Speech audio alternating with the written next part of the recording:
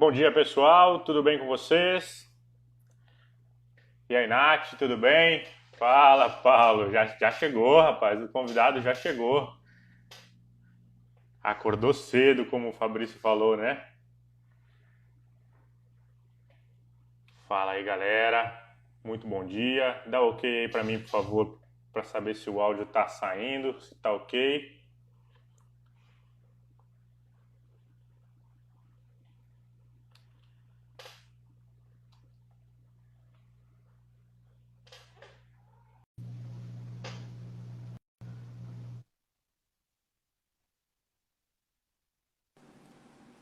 E Fala, meu amigo. aí, jovem?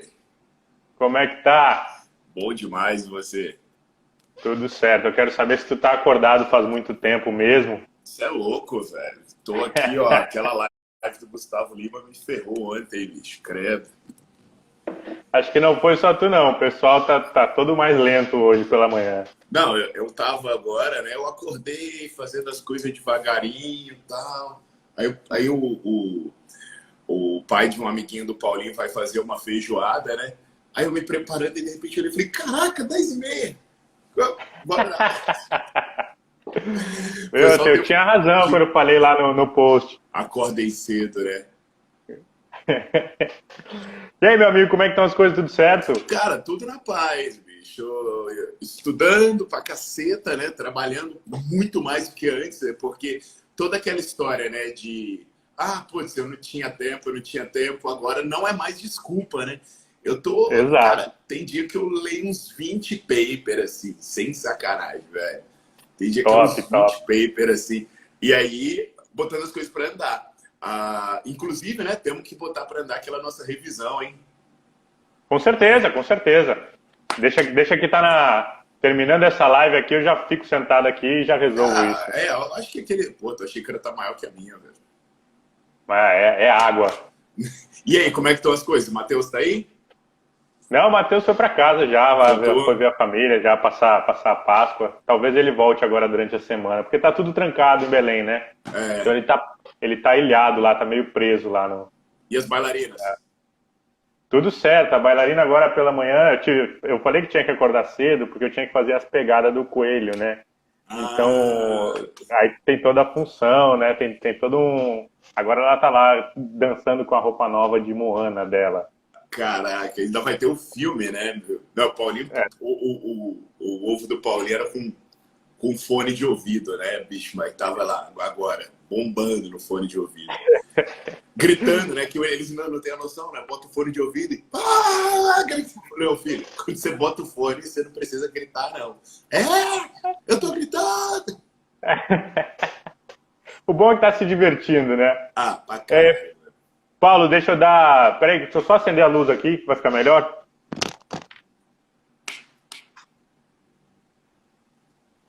Ô, bicho, Pronto, agora. como é que foi com o Cadore ontem? A concorrência com a live? Com a live do Foi Gustavo Lima? show! Foi show, rapaz. Olha, teve bastante gente até. O pessoal participou bastante, foi Pô, legal, ela é cara. massa, velho. O Cadore é massa, né? Galera top. Uma reunião dessa galera toda, né, velho? Espero só que ele faça o churrasco que Estão ele tem perguntando. feito pra todo mundo junto. Pô, velho, eu já comi o Uma vez eu fui lá para uma banca de doutorado, né? Aí os caras, eu, Cadore, Ronei, o Giovanninho, baixinho. Meu Uhum. irmão, velho, Cadore, ele era personal trainer do Dado, né? O dono daquela cervejaria Dado Beer. E ele é amigão, eles são amigões. Aí o cara manda uns lotes de cerveja especial, premiada mundialmente. Foi aquele nível, né, velho? A galera mandando áudio pra galera de fora do Brasil. Ixi, Maria. Então tava bom, com certeza tava bom. Paulo, deixa eu Muito, dar o bom dia pro pessoal aqui. claro. Então, primeiro eu quero te agradecer, muito obrigado pela disponibilidade aí, acordando de madrugada no domingo para bater esse papo. E lembrar a galera que essa série de lives faz parte então de uma ação nossa aqui do nosso grupo de estudos, que é para a gente arrecadar então umas cestas básicas para as idosas que fazem parte dos nossos projetos. Então, para a galera que quiser conhecer um pouco mais sobre a proposta, é só ir no link lá da minha bio, e aí tá toda a descrição lá, a foto das idosas, as ações que a gente já fez, né, com elas. E, cara, assim, falei ontem, falei em todas as lives, né, a galera tá precisando mesmo, tá bem feia a situação aqui dessa senhora. Sabe que Castanhal não é um polo, não é uma metrópole, né, a gente tem aqui algumas regiões bem carentes e essa galera tá precisando mesmo. E aí a galera que eu sei que não tá bom para ninguém, né? Tá ruim para todo mundo. E aí mesmo pra galera que tá sem grana nessa época, pelo menos divulga aí pro pessoal, faz uma propaganda pra gente conseguir ajudar as velhinhas. E aí, Paulo, brigadão pela força, obrigado aí pela disponibilidade. Eu acho que tu dispensa apresentações, né? Tu já é bastante conhecido, mas se tu quiser te apresentar aí pra galera que ainda não te conhece, fica à vontade. Bem, eu que agradeço o convite, né, Vitor? Quando você falou, eu falei, cara, não tem como dizer não. Primeiro, por ser um convite seu, né?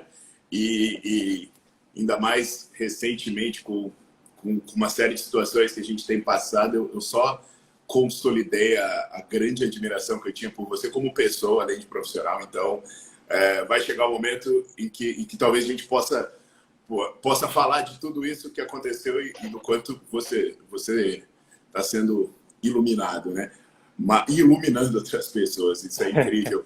E assim, feliz Páscoa para todos, feliz Páscoa para você também, para as bailarinas aí da casa, né? Para as três, porque agora você faz crossfit, então você também é bailarina. Então, cara, iniciativa maravilhosa, né? Iniciativa maravilhosa, tanto pelo tema, quanto por você, quanto pelas pessoas que vão ser ajudadas. Então, vamos ver se a gente consegue ajudar tanto com a nossa conversa, quanto de alguma forma arrecadar. Eu mesmo, quando eu confesso, né, que desde a live do Gustavo Lima de ontem, na pré e na pós eu estava meio zoado, mas eu fiquei olhando o número da vaquinha e eu vou, assim que terminar, eu vou deixar minha contribuição lá também, porque é uma causa sensacional. Então, já começo dizendo, isso tem uma causa, e tem o número da vaquinha no perfil do Vitor, e aí eu gostaria muito de reforçar isso que ele está falando. Tá ruim pra gente, mas tem gente que tá pior ainda, né? Então, se a gente puder ajudar com um pouquinho, que não nos prejudique, seria ótimo, né? Se todo mundo pudesse fazer isso. Show, valeu, Paulo, obrigado, cara. E tu falou agora só, eu vou repetir isso em todas as lives, né? Essa história, porque ela me marcou durante essa semana. E de fato tá ruim para todo mundo, mas teve uma situação, a gente foi entregar as cestas básicas lá para as idosas, né? E aí a gente ligou dizendo, olha, a gente está indo aí entregar as cestas básicas e tal. E uma das senhoras não entendeu direito a proposta e ela estava nos esperando na casa dela com 1 quilo de arroz separado que ela ia doar para a gente fazer, então, para juntar alimentos e tal. Então, para a gente perceber como mesmo quem tem muito pouco tá disposto a ajudar, né? Então, incrível. É um negócio que me marcou assim nessa primeira ação, a gente vai fazer outras, mas a importância de fazer esse processo. Mas, Paulo, beleza, vamos lá. Me diz uma coisa, eu já te ouvi falando sobre isso mais de uma vez, mas eu acho que isso deveria ser obrigatório para todo mundo que trabalha com educação física, todo mundo que prescreve treino. Eu queria que tu falasse um pouco sobre a importância do componente de força para os idosos. Se a gente puder, só para dar um start assim no nosso papo. Uma coisa que, na verdade, né, se eu pudesse resumir a importância, eu diria que assim, é a diferença entre viver ou não viver. Porque a gente, quando fala em idoso, a gente tem um grande espectro de idosos, né? Desde o idoso que é funcional, que está levantando e fazendo as suas coisas, até a pessoa que está perdendo totalmente a sua capacidade. Mas se a gente fosse falar em números duros, né, o que a gente sabe é que existe uma relação muito forte entre os níveis de força de um idoso e a possibilidade dele morrer nos anos subsequentes. Então, por exemplo, né, a gente imagina muito essa questão da capacidade, a gente imagina o idoso andando. Aí pensar, o idoso está com dificuldade de andar, a gente deveria fazer exercício aeróbio. Não é isso. Porque, na verdade, a maioria dos idosos ele perde mobilidade, ele perde capacidade de se deslocar justamente por perder força. Tanto que, se você analisar o que o idoso perde, né, a síntese proteica, a gente tem as fibras tipo 1, que são as de resistência, e as fibras tipo 2, que são de força e potência. Se você fizer uma análise numa pessoa de 20 anos de entre 40 e 50 e acima de 70 anos, você vai ver que a diferença brutal entre eles é na síntese proteica das fibras tipo 2. As fibras tipo 1, ela permanece preservada. Tanto que aos 60 anos de idade, uma pessoa consegue correr uma maratona com uma pessoa de 19. O que ela não consegue é levantar da cadeira, o que ela não consegue é correr para atravessar a rua. Então, quando a gente fala da força, né, além da própria manifestação da valência física ser associada à possibilidade de morrer, existe também o treino de força, que é a atividade que leva ao ganho dessa valência, ser associado com vários outros sistemas que sofrem degeneração com o avanço da idade. Por exemplo, o sistema esquelético. Os ossos, eles são fragilizados com o avanço da idade. E aí, 50% dos idosos chegam a ter uma densidade mineral óssea baixa. Aí a galera fala, mas qual o problema disso? O problema disso é que esse osso quebra com mais facilidade. Cada desvio padrão que você cai na sua densidade mineral óssea em relação a uma pessoa jovem, chega a triplicar a chance de um osso quebrar. Ah, mas qual o problema do osso quebrar? O problema do osso quebrar no idoso é que ele não se recupera. E aí ele tem que ficar imobilizado, a circulação dele não funciona, o metabolismo de glicose não funciona. Então, uma pessoa que sofreu uma fratura de baixo impacto no quadril, de cada 3, uma vai morrer. E das 2 que sobreviverem, a outra nunca mais vai ter uma vida normal. Então, além da força ser importante, a atividade que desenvolve a força, ela também causa benefícios colaterais em diversos outros sistemas. Metabólico, cardiovascular, esquelético e por aí vai. Então, tudo isso volta à primeira coisa que eu falei. A força é importante no idoso, que é a diferença entre ele viver e morrer. Show! E, Paulo, tu falou desses efeitos colaterais do treinamento resistido, né, do treinamento de força. Dentre esses efeitos colaterais, tu consideraria que a hipertrofia é um deles? Tu acha que o pessoal supervaloriza, às vezes, a hipertrofia, especialmente pensando em idoso? Olha, Vitor, no idoso, se tem uma coisa que a gente não se preocupa muito, é com a hipertrofia. Ah, mas e a sarcopenia é um problema? Sim, a sarcopenia é um problema, mas o treino, ele não precisa ser um treino voltado para a hipertrofia. Tem outros sistemas, igualmente, tem outros sistemas mais importantes. O único caso em que talvez a massa muscular ela seja de grande relevância, de uma maior relevância seja no caso da captação de glicose, alguma coisa nesse sentido. Que aí o treino mais próximo de hipertrofia pode trazer algum benefício mais visível. Mas pensar na hipertrofia no idoso, principalmente quando a gente vai avançando nos níveis de fragilidade, olha, é muito distante da realidade. Tanto que, assim, você vê, né, a gente postando aquela foto daquele médico cheio de bomba lá, que, como é que... Aí posta, né, o Drauzio Varela de um lado e o médico cheio de bomba do outro, né? Olha, como você vai querer ser na sua idade. Bicho, acabou de sair um artigo no Medicine Science e já tinha um artigo do Ortega mostrando que o cara com IMC alto, ele morre independente do IMC ser alto, pela massa magra ser alta ou pela gordura ser alta. Bicho, esse artigo é chocante. Imagina isso, velho. E nos idosos, são pessoas que chegam a 85 anos de idade. Então, assim, essa história de pensar que um idoso musculosão é o símbolo de saúde, nem pensar, né? Até você vai lembrar daquele nosso estudo, que eu até fiz o infográfico dele ontem, né? Do HIIT em idosos. Uma das maiores críticas que a gente sofreu, o artigo teve 9 revisores, foi porque a gente reportou composição corporal. Eu lembro bem desses 9 revisores aí. Foi foda. Mas tu lembra, bicho? O cara... Todos eles criticaram a gente ter falado de composição corporal. Falando, o que você está preocupado com composição corporal? Você está falando de uma idosa de 80 anos de idade com Alzheimer, velho. Com doença de Parkinson. O que você quer massa muscular? A massa muscular VI é um efeito colateral do que a gente está querendo trazer de funcionalidade. E ponto final. Eu quero que minha avó ande. Eu quero que minha avó tenha dignidade, tenha uma vida com qualidade. Eu não quero que minha avó tire selfie no espelho, né? Pô. Paulo, isso que tu falou é de fato, porque parece, como a gente publicou num jornal médico, né? Basicamente, pelo perfil dos revisores, eu acredito que a maioria deles era da área da medicina, né? Então, me parece que há essa distância mesmo entre... Eles estão pensando nessa mudança de massa corporal não como um desfecho do treinamento, né? Eles estão pensando como se fosse o nosso objetivo central a partir da prática. Então, houve um ruído aí entre o que a gente escreveu e o que os caras entenderam da nossa perspectiva. Com certeza, né? E assim, eu acho que até uma falha nossa, né, foi que pra gente é muito mais fácil discutir composição corporal, porque existe uma série de jargões, né? A massa magra é boa, a gordura é ruim. Mas, cara, no idoso, o que vai determinar se ele vai morrer ou se ele vai viver é a funcionalidade, não é a massa. Ou quando a gente vai falar em massa magra, é quando a gente chega em limites. Por exemplo, existe no paciente com caquexia induzida pelo câncer, existe na caquexia induzida pela AIDS, tal. Mas aí é quando você está falando de extremos. Cara, o cara funcional é o que interessa. É o que interessa. Show. E, Paulo, tu estava falando de força e idoso, e basicamente a gente acaba relacionando isso com a prevenção, né? Na maior parte dos casos. Mas eu sei que tu é um entusiasta lá da lógica do exercises medicine, né? Do exercício como não só como prevenção para alguma coisa, mas também como tratamento, né? E aí eu queria que tu falasse um pouco sobre isso, sobre o potencial, porque esses idosos, dificilmente eles chegam sozinhos, né? Eles sempre chegam acompanhados de um diabetes, sempre chegam acompanhados de uma hipertensão. Então, como é que tu tem pensado o exercício nessa perspectiva de medicamento mesmo?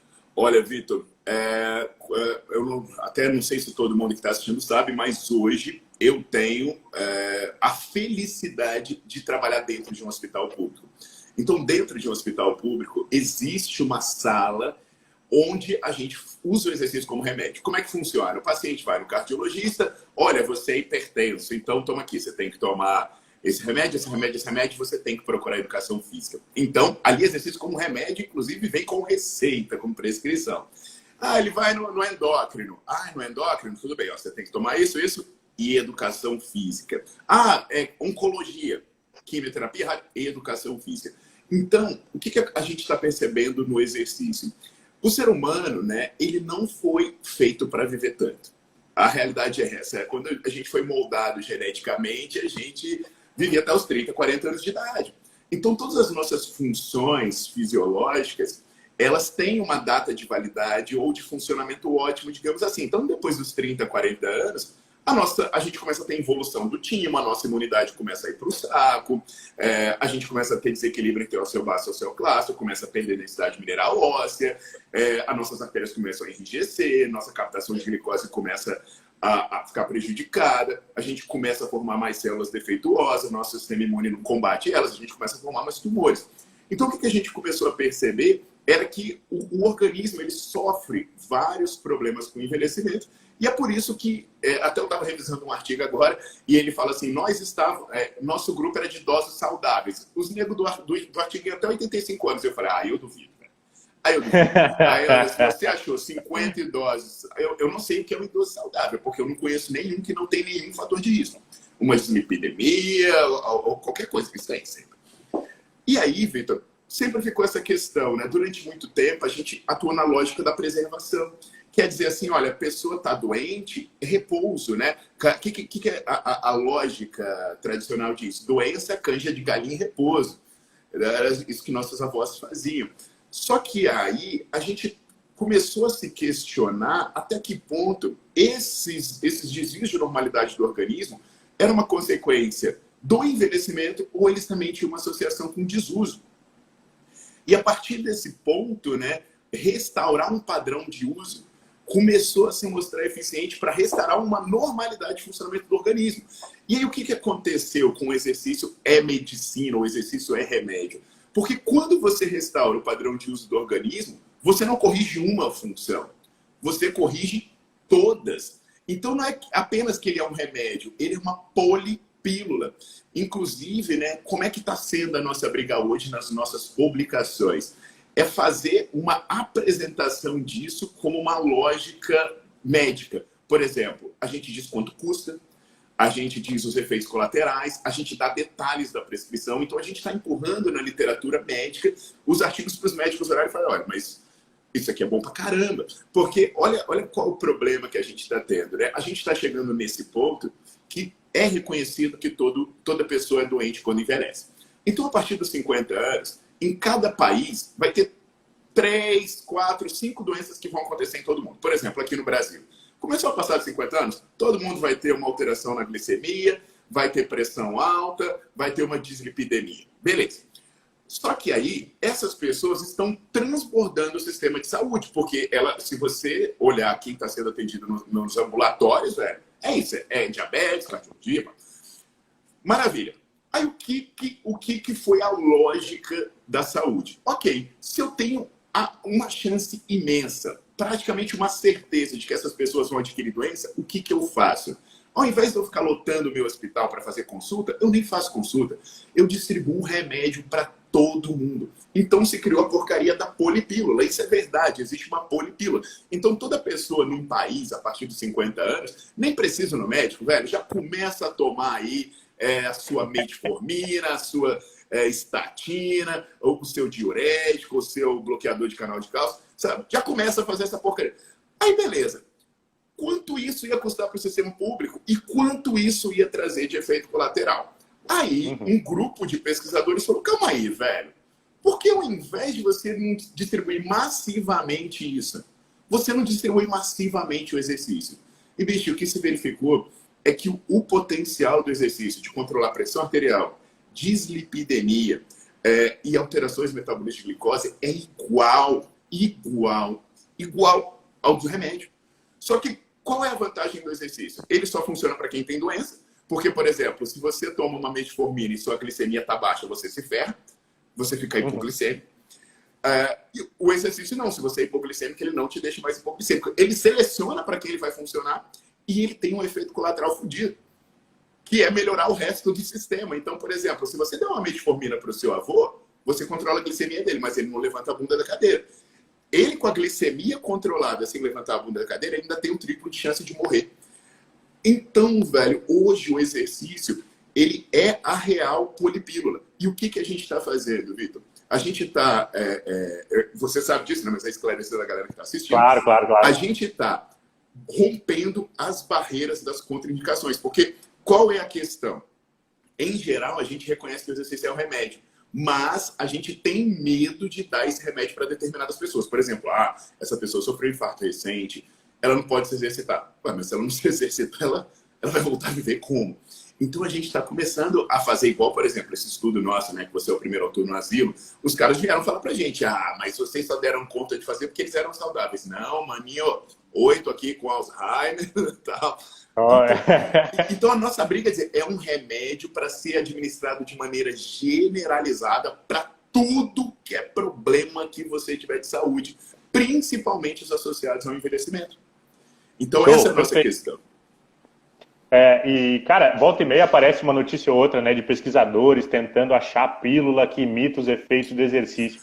Cara, isso pra mim é tão triste, né? Imagina, tomou uma pílula e tu tem um efeito... Primeiro que, no curto prazo, a não ser que apareça um alquimista muito maneiro aí, eu não vejo a possibilidade de imitar todos os efeitos do exercício, porque, como tu tá falando, é uma gama absurda de efeitos colaterais, né?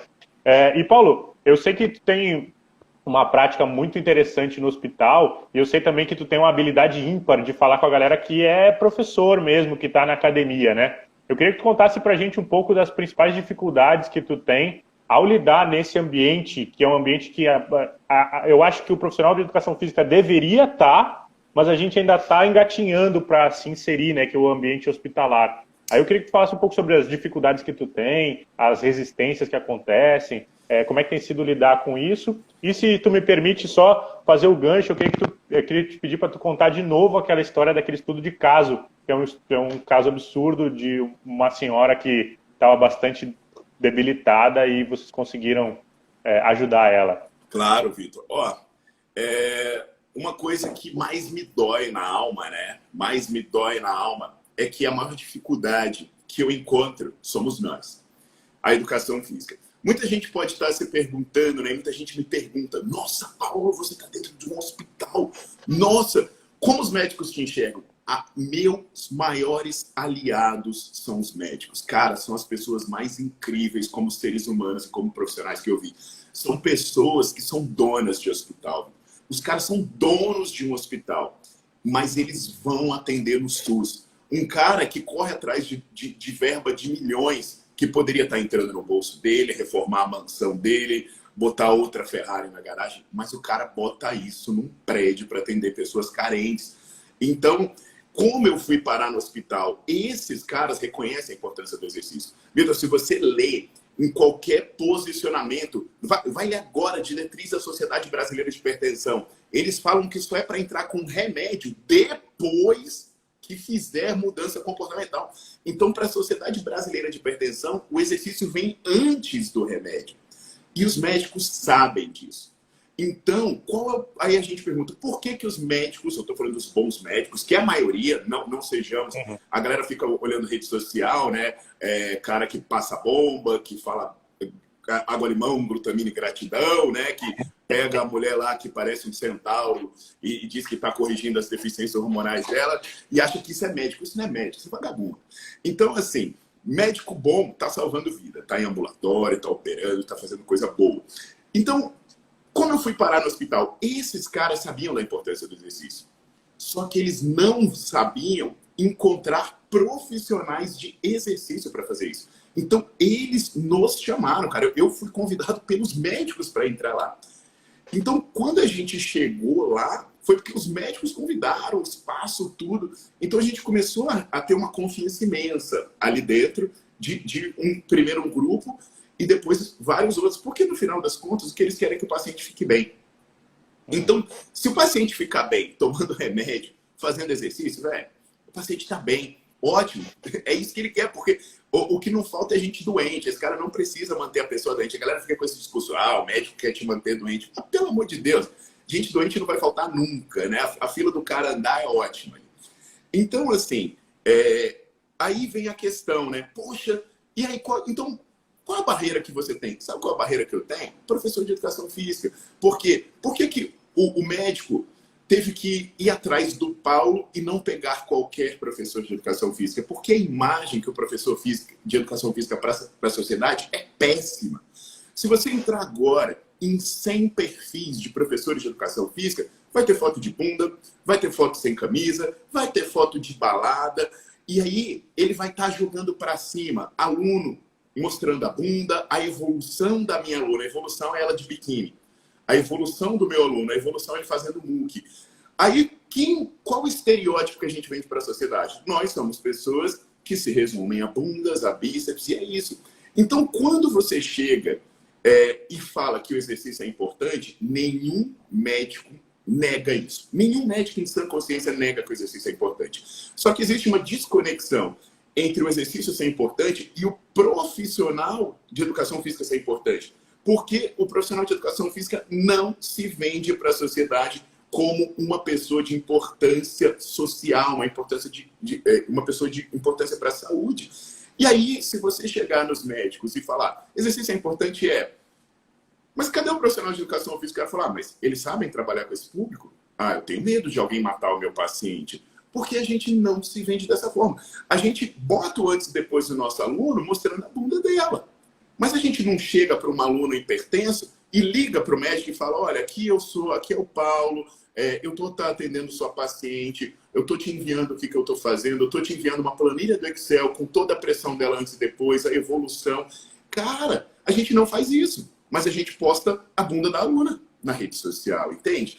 Então, quando eu dou a aula sobre grupos especiais, até um parênteses aqui para fazer a propaganda do Nerdflix, eu tenho um monte de aulas sobre grupos especiais lá. A galera me manda muita mensagem quando assiste um vídeo meu sobre câncer, sobre qualquer coisa, assiste a aula do Nerdflix, assiste uma aula e fala, pô, Paulo, eu tô indignado, os médicos deveriam nos reconhecer. Eu falei, os médicos? Para agora, vamos fazer a seguinte reflexão. Imagina que, Deus me livre, só imagina que tem um parente seu que está muito doente. E o exercício pode salvar a vida dele. Mas o exercício também pode matar essa pessoa. Então você depende de um profissional de educação física para sua parente viver ou morrer. Me fala agora 5 que você pode confiar essa parente. Me conta agora 5 dos seus colegas para quem você entregaria a vida do seu parente. Todo mundo olha para minha cara e fala. Eu falo, se você, que é de educação física, não tem 5 para indicar, você quer que o médico que está dentro do consultório saiba? Na boa, velho. Na boa. Pô, então a galera tem que olhar para dentro antes de olhar para fora. De ficar dizendo, a culpa é não. Não, cara, não é. Eu tô te falando de coração. Tanto que é o ponto em que a gente chega essa paciente do estudo de caso. Cara, um belo dia, estamos lá no nosso ambulatório, chega uma senhora, 60 e tantos anos, quase 70.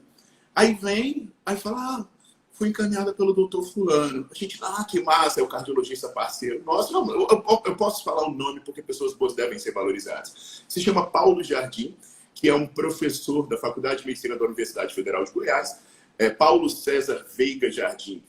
A família dele é toda de brilhantes cardiologistas, é da Liga de Hipertensão. Hoje o Weimar está lá coordenando, cara que publica na Lancet. Esse é o nível de gente, sabe? Pessoas assim, foi encaminhado pelo médico.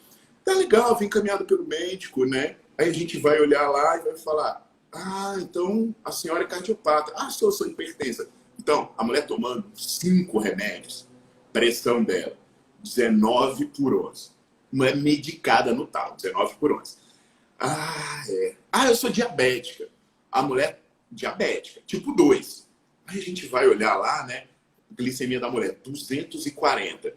Ué, mas a senhora está tomando sua metformina? Eu tomo insulina também. Falou, mas a senhora não é diabética tipo 2? Não, mas ela estava tão descontrolada na glicemia dela que ela tomou tanto remédio para tentar controlar a glicemia. O remédio tinha que ser prescrito, mas os hábitos dela eram ruins, não controlava com o remédio, o pâncreas da mulher entrou em falência. Um diabético tipo 1, normalmente, ele toma ali suas 6, 8 unidades de insulina. Essa mulher tomava 40 unidades de insulina por dia. 40 unidades de insulina, mais 1.500 de metformina e me aparece com uma glicemia de 240. Aí eu olhei e falei, bem, né? O negócio tá bom aqui. Mas me conta mais sobre a senhora. Meu filho, eu tenho 6 cateterismos. Aí eu, Jesus amado. Mas o quê? Pelo amor de Deus. Aí ela, eu infartei esses dias aí, sabe? Cara, a mulher tinha sofrido um infarto recente. Aí eu falei, olha, minha senhora, parou. Antes que a senhora me conte mais alguma coisa, né? Seguinte, vai fazer um teste na esteira, vai no cardio. Cara, a mulher foi fazer o teste na esteira de esforço. Quando deu 3 km por hora, a mulher começou a dar arritmia, velho, com risco de fazer isquemia. Cara, a mulher me chega com 3 km por hora, infartando, medicada até o talo, e fala, e aí? Aí você pensa assim, o que qualquer pessoa faria? Vai para casa, vai morrer em casa, na minha mão não. E o que seria normal um médico pensar de uma paciente dessa? Nunca um professor de educação física. Mas essa mulher chegou pra gente, velho. Os médicos tiveram a clareza de conhecimento de chamar mais alguma pessoa para a equipe multidisciplinar que era um professor de educação física. Mas por que eles fizeram? Porque eles tinham a confiança que eu não ia matar essa pessoa. Ou pelo menos eles tinham um mínimo de achar assim, bem, vamos ver se esse cara não mata. Cara, e o que aconteceu? A gente chegou, velho, exercitou essa mulher. Começou a fazer, exercitou ela. Dose mínima, 15 semanas. Essa mulher parou de tomar 1/3 dos medicamentos. Essa mulher passou de uma pressão descontrolada de 19 por 11 para uma pressão normal, tomando metade dos medicamentos, a glicemia dela foi lá para baixo. E o que foi mais impressionante, né? Os dados que a gente teve de qualidade de vida. Era uma pessoa que era depressiva, era uma pessoa que chegava lá cabisbaixa. E essa mulher, ela passou a se reportar plena. Ela passou nos índices de qualidade de vida psicológicos ali. A mulher começou a se achar uma pessoa emocionalmente plena, velho. Uma pessoa que, sinceramente, com uma capacidade funcional que a levava a ter uma arritmia 3 km por hora, qual era a expectativa de vida de uma pessoa dessa, sabe? Então, quando a gente terminou o caso dessa mulher, que a gente fez os exames dela, eu me lembro que ela voltou nesse médico, né, que Paulo César Veiga Jardim, e ele viu os exames dela e o cara falou assim, mas a senhora está muito bem, meus parabéns. Aí ela falou assim, doutor, sabe o que é? São os anjinhos lá da educação física, que ela chamava a gente dos anjinhos dela. Aí o médico falou, olha, minha senhora, eles devem ser anjos mesmos, porque eles estão fazendo milagre. Cara, isso é uma história sensacional, que quando a gente pegou essa história e falou assim, Isso não pode ficar esquecido, isso não pode ficar no conto. A gente publicou isso como um estudo de caso. Então, isso está publicado, isso está documentado. Tem um estudo de caso, que a primeira autora é a Camila Seguro, a minha aluna de mestrado, e está publicado no Jornal de Reabilitação Médica. Então, isso está no papel, descrito tudo que a gente fez, o exercício que a gente passou, por que a gente escolheu, por que a gente fez isso, quando a gente mudou, qual exercício prescreveu. Porque qualquer um que se deparar com um paciente desse no futuro vai chegar e vai olhar e vai falar assim: eu posso. Mas tem que estudar, velho. Tem que entender que isso é importante. Enquanto vocês acharem, né, que é ficar fazendo live, pagando polichinelo, e vem comigo e postando selfie, a educação física não sai do lugar. Porque agora, na quarentena, talvez agora as pessoas estejam entendendo a importância do exercício para a questão psicológica, a importância do exercício para a saúde em si. Então, é importante entender isso, né? E qual é a dificuldade do resto do mundo entender isso? É porque a gente não mostra que nós, profissionais de educação física, podemos fazer isso pela sociedade. Show, perfeito. Eu concordo 100% contigo. A gente falha muito em mostrar esse tipo de coisa. Eu tenho certeza que muitos que estão aqui, tem mais de 400 pessoas na live, muitos têm exemplos de coisas parecidas que aconteceram com um aluno, com outro aluno. E só para marcar esse parabéns pela iniciativa de publicar esse dado com estudo de caso, né? Porque para a gente que é pesquisador, o estudo de caso normalmente recebe um bullying ali, né? O estudo de caso não é a primeira opção, mas é o estudo que vai dar mais suporte prático para quem está na ponta, né? Então vai chegar uma bomba dessas e aí o cara vai pensar, poxa, mas no estudo que eu estou lendo só aparecem as médias, no estudo que eu estou lendo e tal. E aí, quando chega essa informação do caso específico da pessoa, é de uma riqueza excepcional, né, para quem está ali na frente, né, da pessoa. Inclusive, Vitor, a gente está agora tentando publicar o nosso procedimento de atendimento intra-hospitalar como estudo de caso conceito, prova de conceito. O que acontece? Tem um monte de gente que talvez esteja nessa dúvida de como pegar um paciente nessas condições. O que a gente fez? A gente pegou e está descrevendo a nossa prática diária com esses detalhes práticos e tentando publicar ele como uma prova de conceito.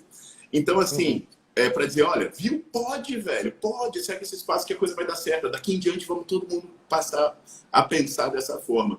Então, isso daí é muito importante, né? A gente enxergar essa questão. Show, Paulo. Seguindo a progressão do nosso papo, então, basicamente, eu imagino que todo mundo já entendeu que a lógica do exercício remédio, ela, de fato, ela é importante, a gente precisa usar mais isso. Eu posso só fazer um parênteses, porque entrou um colega que é um dos coordenadores da Academia Baritec em Goiânia, o Antônio, e aí, de repente, ele pode até dar o depoimento dele, para a gente ter ideia da simplicidade que é o remédio do exercício. Tem estudos mostrando que se você apertar um objeto com as mãos, a capacidade que você tem de reduzir a pressão arterial é equivalente a tomar uma cápsula, um remédio. Então, apertar um objeto com as mãos é a coisa mais ridícula do mundo, assim, apertar por 45 segundos e descansar. Aí, eu sempre conto uma história pessoal minha em que eu tratei uma pessoa hipertensa apertando uma bolinha com as mãos, comprada no pet shop.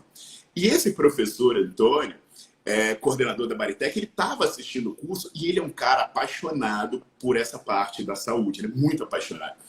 E ele curte o trabalho com idosos e tudo. E aí, né, ele aplicou isso e ele começou a me mandar fotos da pressão arterial da sogra dele reduzindo, segurando uma bolinha, né? O Antônio tá entrando aí, qualquer coisa, deixa seu comentário e fala, sou eu, quem quiser saber faz. Porque assim, as pessoas às vezes elas não acreditam no tanto que isso é ridiculamente simples, mas está documentado, tem meta-análise dizendo que apertar um objeto com as mãos, em termos de redução de pressão arterial, é até mais eficiente do que fazer caminhada. Então, assim, é absurda a simplicidade do remédio que a gente tem. Mas as pessoas não acreditam porque a gente não conta a história. Por exemplo, isso que eu estou falando para vocês, não é uma coisa de boca, né? Vai na meta-análise da Carlson, que ela fala em 2014, tem de 2017, 2016, mostrando o poder da isometria para reduzir a pressão arterial. É simples, velho. Perfeito, perfeito. E isso linka com o que eu ia te perguntar mesmo, porque seguindo essa lógica de que exercício é remédio, todo remédio tem a sua dose, né? E aí o que a gente percebe? Que, pelo menos na prática da academia, e há um tempo atrás, a gente tinha aquela prescrição para idoso que era uma prescrição bastante ampla, né? Vamos dizer assim, são 8 exercícios, 12 exercícios, 3 séries para cada exercício, idoso treinando músculos isolados, na lógica de bodybuilder, né? Idoso treinando o deltoide anterior, idoso treinando... Então, essa transferência se fazia para o idoso a partir das limitações, pelo menos da prática que eu vivenciei, e isso acontecia com bastante frequência. Então, eu queria que tu falasse basicamente sobre o que tu está estudando, que eu sei bem, que é sobre a dose mínima, né? E como que o profissional precisa pensar, porque agora a gente precisa colocar a dose, né? Tu falou agora sobre apertar uma bolinha, então isso seria, teoricamente, o mínimo que a gente precisaria fazer para esse sujeito, né? Mas pensando na musculação mesmo. E aí é importante, né? Eu trago esse exemplo da bolinha para dizer, olha, se for baixar a pressão por baixar, apertar uma bolinha te ajuda. E detalhe, pessoal, isso aqui não é uma briga, o exercício contra o medicamento, porque tem pacientes que tem que tomar os dois. Tem pacientes que uma só mudança comportamental ajuda. Então, quando eu estou falando do exercício como remédio, eu não estou encampando uma briga nós contra os médicos. Até porque todo estudo que eu estou falando aqui são estudos multidisciplinares. Tem nutricionista, se puder ter psicólogo, ótimo, só para deixar isso bem claro. Sobre dose, né, Vitor? Durante muito tempo, e eu, como qualquer pessoa da minha geração, né, eu sou o cara da musculação da década de 90, começou a fazer musculação para ficar forte, para ficar bem, para ir para o showzinho, para ir para as micaretas. Era o meu princípio inicial e era o que minha mentalidade me permitia alcançar. E aí, né, tanto que eu sou autor do livro mais lido em língua portuguesa sobre hipertrofia e premiado na Bienal do Livro e tudo, porque escrevi sobre hipertrofia. Mas aí, quando a gente começou a refletir sobre a prescrição de treino, a gente percebeu que a gente prescrevia basicamente baseado em senso comum. Porque assim, por que a gente fazia exercício para deltoide anterior? Porque o cara antes de mim fazia. Aí eu copiava o treino do grandão da academia. O grandão da academia copiava de outro. Aí a gente começou a perceber que tudo que movia a nossa lógica era quantidade. Meu peito não está crescendo, eu quero um exercício a mais.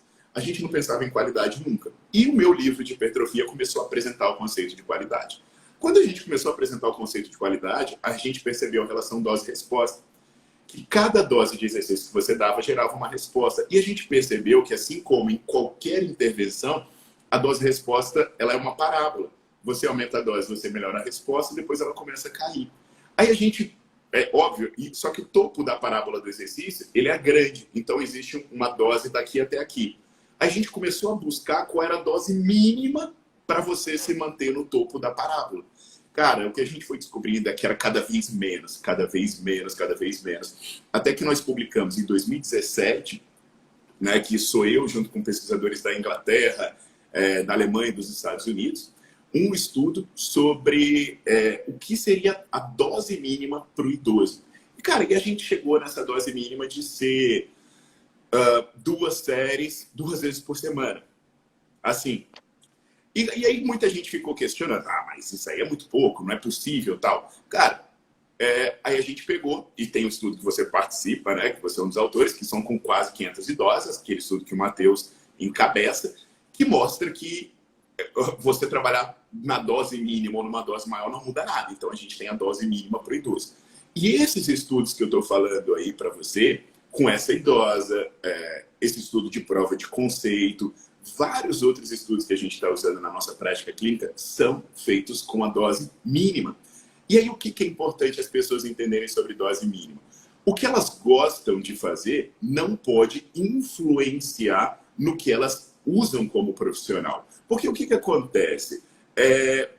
Não, já vi gente comparando o exercício com relação sexual. O negócio é o seguinte, por que eu malho por 2 horas? Porque é igual sexo, velho. Eu gosto de ficar lá, curtindo. Eu falo, beleza, velho. Isso é uma opinião pessoal sua. E a minha opinião pessoal é que se você tá buscando prazer sexual no exercício, velho, é porque tua vida tá escrota, né? Você tá precisando de mais alguma coisa para se divertir aí. Mas aí o cara usa a lógica do que ele gosta de fazer para uma lógica populacional. A maioria dos idosos acha monótono, tem muitos idosos que têm pouco tempo, tem muitos idosos que têm barreiras sociais para praticar exercício. E se você não oferecer uma dose mínima eficiente, essas pessoas podem nunca fazer ou nunca aderir. Eu estou dizendo que a dose mínima é uma forma de você apresentar uma proposta.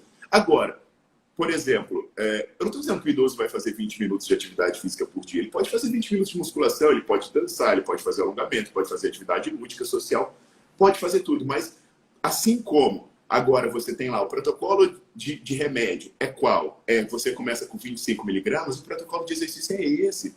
Você tem a dose mínima estabelecida para você iniciar a brincadeira. E aí, as pessoas têm que entender, mas os meus alunos de academia gostam de malhar 2 horas. O que eles gostam é diferente do que eles precisam. Isso as pessoas têm que entender. Então, a gente está trabalhando com a apresentação do que é necessário e do que é eficiente. O campo dos prazeres ou das satisfações é outra história. Isso linka com o que a gente tem falado essa semana, né? 2 professores concordaram que talvez nesse momento seja mais uma questão de disciplina do que necessariamente de motivação, né? Então, se o sujeito tem algo que é mínimo para ele cumprir por disciplina, então é igual remédio, né? Ninguém acorda e diz, que maravilha, vou tomar a minha pílula, né? Então, se o sujeito acordar e dizer, olha, eu tenho que fazer um agachamento, uma remada e eu tenho que fazer um apoio e essa é a minha dose mínima. Então, é mais uma questão de disciplina mesmo e de se manter fazendo esse mínimo do que o que tu está falando mas e se esse idoso quer fazer mais coisas? Então deixa, melhor, né? Aí ele solta foguete que ele quer fazer mais coisas, né? Mas saber esse mínimo é de fato extremamente importante.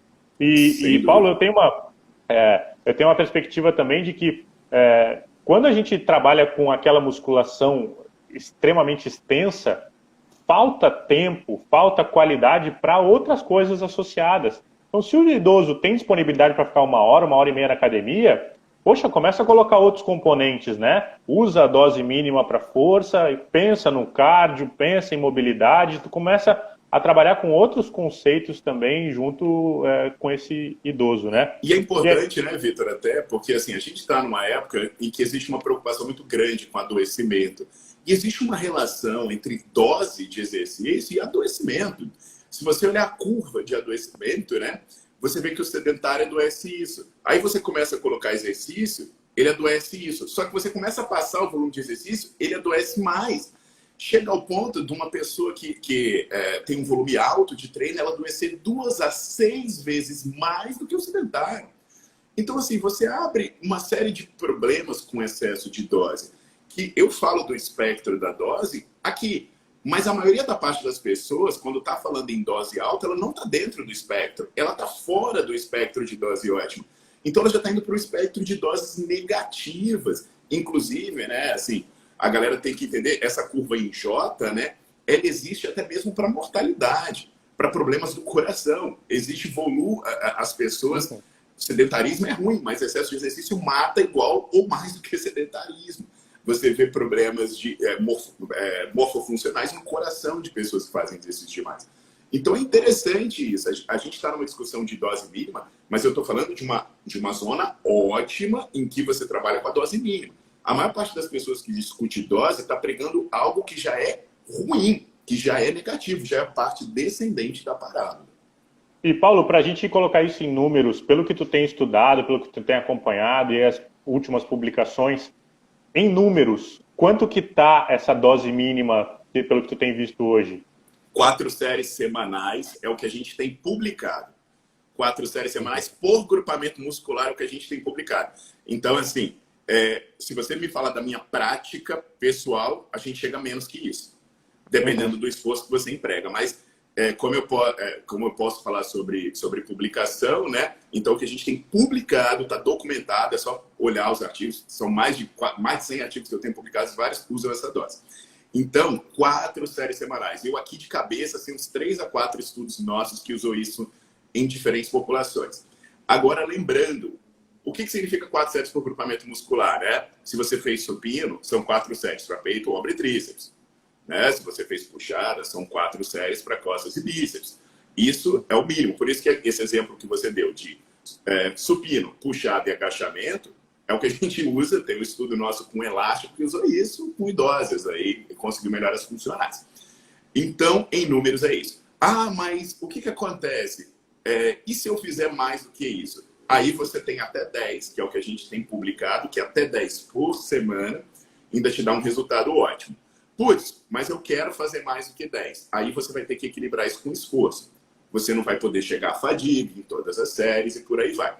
O problema que a gente tem, Vitor, é que quando a gente começa a não fazer esforços máximos, a gente começa a não saber regular mais a dose. Porque, por exemplo, eu faço até onde eu começo a sentir dor.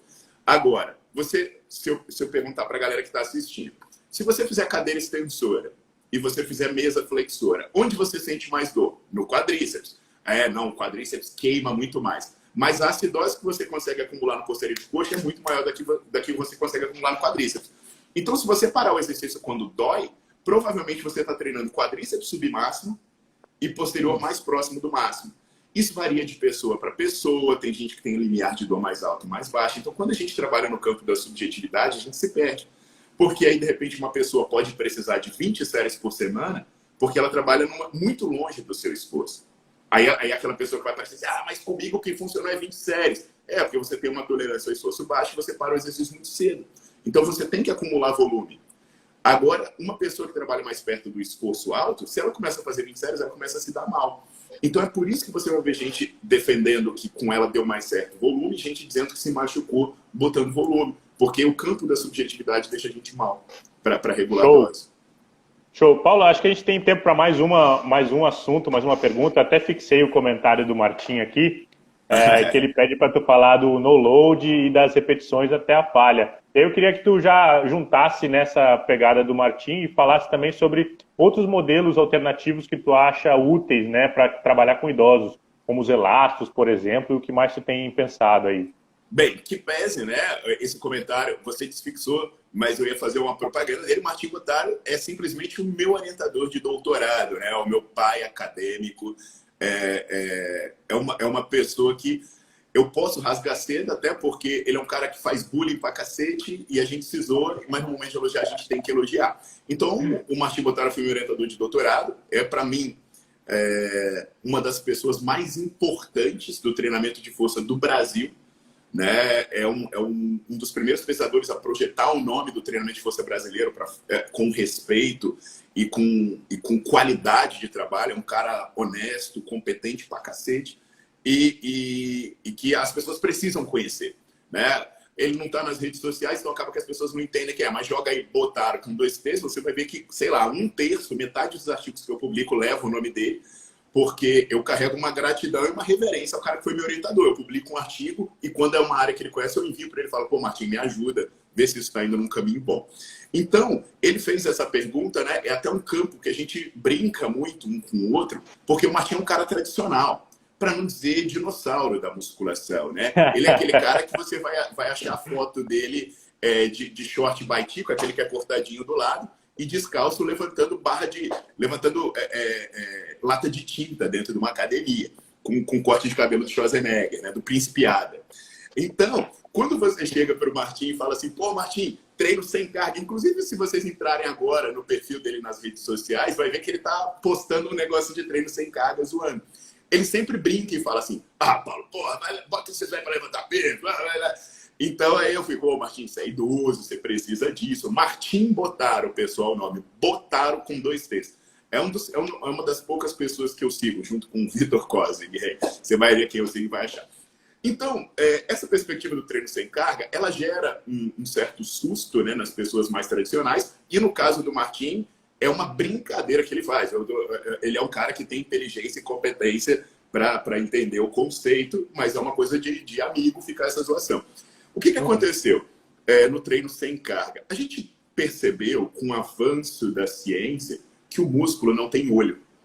O músculo não sabe se você está segurando uma anilha da Ivanco ou se você está segurando uma lata de tinta. O músculo, ele interpreta a sinalização fisiológica. Então, quando você faz um esforço alto, você desencadeia uma série de sinais fisiológicos, respostas neuromusculares, que fazem você ganhar força, você ganhar hipertrofia e por aí vai. A partir desse ponto, né, a gente descobriu que se você pegasse uma carga leve e fizesse o exercício até a fadiga, as adaptações de força e hipertrofia eram muito próximas a que você tinha pegando uma carga pesada. Então a gente percebeu que o esforço que você empregava era mais importante do que a quantidade de peso que você colocava. Ou seja, ir até a fadiga, independente da carga, gera fenômenos fisiológicos muito parecidos. Ok, só que aí a gente partiu num ponto mais chocante ainda, que era, se pegar carga leve ou carga pesada não faz diferença, porque eu preciso pegar alguma carga. Então, por exemplo, se eu fizer aqui uma contração máxima sem carga nenhuma, o nível de esforço que está acontecendo no meu músculo era muito parecido com o nível de esforço que estaria acontecendo se eu estivesse pegando um peso. E aí o que acontece? O Jeremy Lonick foi o pioneiro a testar isso no modelo contralateral. Botou peso de um lado e colocou treino sem carga fazendo esforço do outro, igual o Martin Botara está fazendo lá no Instagram dele, para me zoar. E aí ele verificou que a hipertrofia era similar, mas havia um prejuízo no ganho de força. Beleza. Então, essa ideia para mim foi chocante, porque eu pensei, cara, isso pode abrir portas incríveis na reabilitação e na aplicação prática. E aí, o que a gente precisava testar? Saber se o nível de ativação muscular que você consegue produzir no treino sem carga, ele seria o mesmo numa pessoa treinada e destreinada, ele seria o mesmo, né? Porque esse estudo do Lonick, ele botou um feedback visual, ele botou eletrodos e botou uma tela na frente da pessoa e a pessoa fazia contração e ela conseguia regular o nível de esforço. Então, se eu tirasse esse feedback, a pessoa conseguiria fazer um esforço máximo sem ter carga? E a gente tinha muita pergunta para responder. A gente fez um estudo agudo sobre ativação muscular e viu, bicho, que independia de qualquer coisa. Você podia fazer rápido, fazer devagar, olhar para uma tela, não olhar para uma tela, ser treinado, ser destreinado. A ativação era alta de qualquer jeito. Só que, como todo mundo sabe, ativação muscular não diz muita coisa. Né? Só diz que o músculo está ligado ou desligado. Não diz que o músculo vai ficar forte ou vai crescer. E aí é onde entrou o Matheus, que fez isso dentro de um hospital. Pegou pessoas que estavam em uma UTI, e dentro de uma UTI você não consegue levar um leg press, um supino e por aí vai, e fez o treino sem carga dentro da UTI. Simplesmente, se essas pessoas estivessem largadas lá na UTI sem ninguém fazer nada, elas iam perder massa muscular e funcionalidade absurdamente. Só que esse treino sem carga, feito dentro da UTI, fez com que essas pessoas aumentassem a massa muscular e aumentassem a funcionalidade absurdamente. Então a gente descobriu que a gente poderia levar o treinamento a qualquer lugar, para qualquer pessoa, mesmo não tendo um mínimo de implemento que a gente considera tradicional. Então, olha que coisa maravilhosa. Se o esforço é importante, uma das formas de você equiparar o esforço é treinar até a fadiga. Eu não estou dizendo que é obrigatório treinar até a fadiga, mas uma das formas de garantir que você produz o esforço que vai te produzir adaptação é trabalhar próximo da fadiga. E isso te abre a cabeça até para o tipo de implemento que você vai usar. Poxa, eu posso usar um elástico ou eu posso não usar nada. Então, são dois conceitos de alta aplicabilidade. E olha, pessoal, tudo que eu estou falando para vocês está publicado em artigos científicos, em periódicos internacionais renomados. Vocês podem entrar no meu site, paulogentil.com, e tem uma seção artigos. Eu também tenho um grupo do Telegram que eu fico mandando periodicamente os artigos. Depois vocês mandam direct para saber como entrar essas coisas. Então está tudo publicado. É coisa para a gente ler, para a gente abrir a nossa cabeça, sabe? Não é ficar seguindo idiota em rede social. É estudar, que assim é que a gente aprende as coisas. Né? Inovar não é passar leg de cabeça para baixo. Inovar é dar possibilidade de fazer coisas boas. Show de bola, Paulo, show de bola. A gente está se aproximando do fim aqui do nosso tempo. Eu só tenho a te agradecer.